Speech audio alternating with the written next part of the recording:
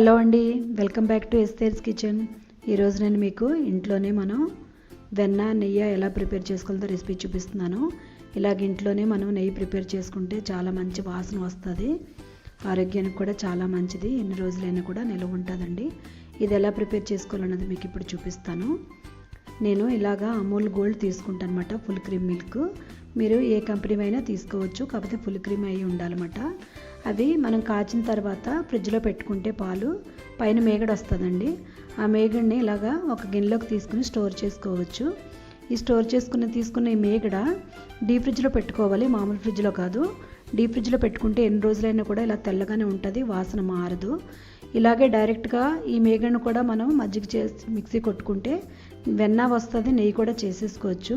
కానీ దానికంటే ఇప్పుడు నేను చెప్పిన ప్రాసెస్ అయితే నెయ్యి మంచి స్మెల్ వస్తుంది, వెన్న కూడా బాగుంటుంది. ఇప్పుడు ఎలా అన్నది మీకు చెప్తున్నాను. డీప్ ఫ్రిడ్జ్లోంచి బయట పెట్టుకున్న తర్వాత వెన్న మొత్తం కొంచెం ఐస్ అంతా కరిగిన తర్వాత ఇలా ఒక గిన్నెలోకి తీసుకోవాలి. మేగడంతా కూడా ఇలా ఒక గిన్నెలోకి తీసుకుని స్టవ్ మీద పెట్టుకుని గోరువెచ్చ చేసుకోవాలి. స్టీల్ గిన్నె పెట్టుకున్నాం కదా, అందుకే అడుగంటుతుందని చెప్పి నేను తిప్పుతో చేస్తున్నాను. స్టీల్ గిన్నె కాబట్టి ఇలా కలుపుకుంటా. ఎక్కువ వేడక్కర్లేదండి. మనం పెరుగు తోడు పెట్టుకోవడానికి కావాల్సిన వేడి ఎంత ఉంటుందో అంత వేడి వచ్చే విధంగా అలాగ వేలు పెట్టి చెక్ చేసుకుంటే గోరువెచ్చ అవగానే స్టవ్ ఆఫ్ చేసేసి ఇందులో ఇప్పుడు వర్షాకాలం కాబట్టి నేను ఒక 3 స్పూన్లు పెరుగు వేస్తున్నాను. 3 స్పూన్లు పెరుగు వేసి బాగా మిక్స్ చేసుకుని మూత పెట్టుకుని పక్కన పెట్టేసుకోవాలి. పెరుగు పెట్టుకోవాలి, పెరుగు అయ్యే విధంగా బయట పెట్టుకోవాలి. నాకు ఇది పెరుగు అవ్వడానికి ఒక 6 గంటలు పట్టింది. పెరుగు అయిపోయింది, చూసారు కదా, పెరుగులా అయిపోయింది కదండి. ఇప్పుడు ఇది మళ్ళీ ఫ్రిడ్జ్లో పెట్టుకోవాలి. కూలింగ్ ఉంటే వెన్న బాగా వస్తుంది కనుక నేను మళ్ళీ ఫ్రిడ్జ్లో పెట్టేస్తున్నాను. నేను ముందు రోజే పెట్టేశానండి. ఇప్పుడు ఈ రోజు చూపిస్తున్నాను మీకు. ఇప్పుడు కొంచెం గడ్లా కట్టింది కదా, దీన్ని ఒక జ్యూసర్లోకి కానీ మిక్సీ జార్లోకి కానీ దేంట్లో కానీ ఇలా తీసుకుని, మిక్సీ జార్ ఏదైనప్పటికీ కూడా సగానికి తీసుకుని ఒక గ్లాస్ వాటర్ వేసుకుని మిక్సీ పట్టుకుంటే చాలా ఈజీగా వెన్న రెడీ అయిపోతుంది. పూర్వకాలంలో కవ్వాలతో అది చిలికేవారు, ఇప్పుడు అంత టైం లేదు కదా. ఇలా మిక్సీ అయితే చాలా ఈజీ అండి. చూసారు కదా. ఇప్పుడు దీన్ని వేరే గిన్నెలోకి తీసేసుకుందాము. ఈ గిన్నెలో అడుగుని కొద్దిగా వాటర్ వేస్తున్నాను, ఎందుకంటే డైరెక్ట్గా అయితే వెన్న పట్టేస్తుంది కదా గిన్నెకి. అందుకు కొద్దిగా వాటర్ వేసుకుని దీంట్లోకి ఇలా తీసేసుకోవాలి. ఇలాగే మిగతా మేగడంతా కూడా నేను వెన్నలా చేసేసుకున్నాను. చూసారు కదా. ఇలాగా మనం చేత్తో పట్టుకుంటే ఉండవుతుంది. ఇలా నొక్కితే ఆ లోపల వెన్నలో ఉన్న మజ్జిగ అంతా కూడా బయటకు వచ్చేస్తుంది. ఇలా నొక్కుకుంటా తీసుకోవాలి. ఇది కూలింగ్ తగ్గక ముందే తీసేసుకోవాలి. కూలింగ్ తగ్గితే పల్చన అయిపోతుంది, చేతికి అందదు. ఒకవేళ కూలింగ్ తగ్గితే దీంట్లో కూలింగ్ వాటర్ కానీ ఐస్ ముక్కలు కానీ వేసుకోవచ్చు, అది కూడా మీకు చూపిస్తాను. కూలింగ్ ఉన్నప్పుడే మజ్జిగంతా పక్కకు అయ్యే విధంగా ఇలా తీసేసుకోవాలి. ఇప్పుడు మొత్తం అంతా తీసేసుకున్నాం కదా. ఈ మజ్జిగ కూడా వేస్ట్ అవ్వదండి. ఈ మజ్జిగని మామూలుగా డైరెక్ట్గా మజ్జిగగా తాగొచ్చు, లేదా మజ్జిగ పులుసు చేసుకోవచ్చు. రవ్వ దోశల్లోకి బోండాలు వేసుకునేటప్పుడు కూడా యూజ్ చేయొచ్చు. మనం ఏ రెసిపీలకైనా మజ్జిగ యూజ్ చేసేలా ఉంటే ఈ మజ్జిగ యూజ్ చేసుకోవచ్చు. ఇదేం వేస్ట్ అవ్వదు. నేను ఎప్పుడు ఇంట్లో ఇలాగే ప్రిపేర్ చేసుకుంటాను, అలాగే మీకు చూపిస్తున్నానండి. ఇలా చేసుకుంటే చాలా బాగుంటుంది. మనం తీసి పక్కన పెట్టుకున్న వెన్న ఉంది కదా, ఈ వెన్నని ఒక 2 టైమ్స్ కడుక్కోవాలి. ఈ వెన్న 2 టైమ్స్ కడుక్కోవాలి. కడుక్కోకపోతే నెయ్యి మంచి వాసన రాదన్నమాట, మృదు వాసనలా వస్తుంది. కనుక ఈ వెన్నని 2 సార్లు కడుక్కోవాలి. ఇలా పిసుక్కుంటూ కడుక్కోవాలి. ఎంతసేపు కడగాలి అంటే ఈ వాటర్ ఉంది కదా, ఈ వాటర్ కలర్ వచ్చే వరకు కూడా 2 or 3 టైమ్స్ ఈ వాటర్ కలర్ చేంజ్ అవ్వాలి, వాటర్లా అనిపించాలి. అలా కడుక్కోవాలి. అప్పుడే మనకి నెయ్యి మంచి వాసన వస్తుంది, వెన్న కూడా ఎక్కువ రోజులు నిలువ ఉంటుంది.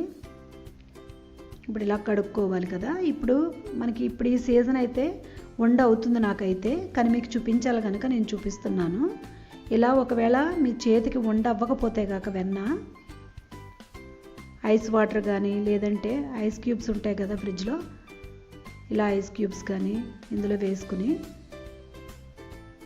ఇలా ఇందులో వేసేసుకుంటే వాటర్ కొంచెం కూలింగ్ ఉంటుంది కనుక ఈజీగా ముద్ద అవుతుంది అన్నమాట. ఇప్పుడు నాకైతే అవుతుంది, అయినా మీకు చూపించాలి కనుక చూపిస్తున్నాను. సమ్మర్లో అయితే అవ్వదండి, ఎందుకంటే చేతిలోకి రాగానే మన చేతి వేడి వల్ల వెన్న పలచగా అయిపోద్ది. ఇలాగా కడుక్కోవాలి. ఇలాగ 2 టైమ్స్ కడుక్కోవాలి. నేను కడుక్కున్నాను, మీకు వెన్న చూపిస్తున్నాను. నేను కళాయిలోకి ఎందుకు తీసుకున్నానంటే నెయ్యి కాస్తాను కాబట్టి కళాయిలోకి తీసేసుకున్నాను. ఇప్పుడు ఈ వెన్నని నేను సగం బటర్ నేను యూజ్ చేస్తాను కనుక కర్రీస్లో కొన్ని వాటిలోకి యూజ్ చేస్తాను, అందుకని బటర్ కూడా తీసుకుంటున్నాను. పక్కకి సగం స్టోర్ చేసుకుంటున్నాను. ఇలా బటర్ స్టోర్ చేసి దీన్ని డీప్ ఫ్రిడ్జ్లో అయితే ఎన్నాలైనా ఉంటుంది. అలాగే మనం మామూలు ఫ్రిడ్జ్లో అయితే నెల రోజుల వరకు కూడా యూజ్ చేసుకోవచ్చు. ఎందుకంటే నీట్గా మనం కడుక్కున్నాం కనుక ఏ ప్రాబ్లం ఉండదు.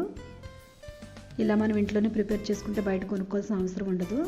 ఇప్పుడు మిగతా బటరు నేను స్టవ్ వెలిగించుకుని స్టవ్ మీద పెట్టుకుని నెయ్యి ప్రిపేర్ చేసుకుంటున్నాను. ఇలాగ దీన్ని నెయ్యిలో కాచుకోవాలండి. సగం వరకు మరిగింది. ఈ వాటర్ అంతా పైన వైట్గా కనిపిస్తుంది కదా, ఇదంతా కూడా మొత్తం అయిపోవాలండి, బాయిల్ అవ్వాలి. మీకు తెలిసిపోద్ది నెయ్యి అయ్యిందనడానికి, ఇల్లంతా కూడా నెయ్యి వాసన వస్తుంది. అలాగే ఇంకా ఒక సింపుల్ టెక్నిక్ కూడా చెప్తాను నెయ్యి రెడీ అయిపోయిందని చెప్పడానికి.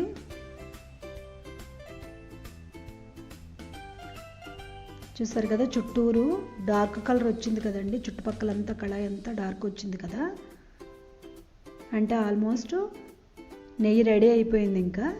ఇప్పుడు ఇందులోకి ఇంకా చెక్ చేసుకోవడానికి మా అమ్మ అయితే ములమాకు వేసేవారన్నమాట. నా దగ్గర ఇప్పుడు ములమాకు రెడీగా లేదు కనుక కరివేపాకు వేస్తాను నేను. ఇప్పుడు ఇలా కరివేపాకు వేస్తే వెంటనే కరివేపాకు మనం తాలింపులు వేసిన వెంటనే నూనె మరిగితే ఎలాగ అయిపోద్దో అలా అయిపోద్ది.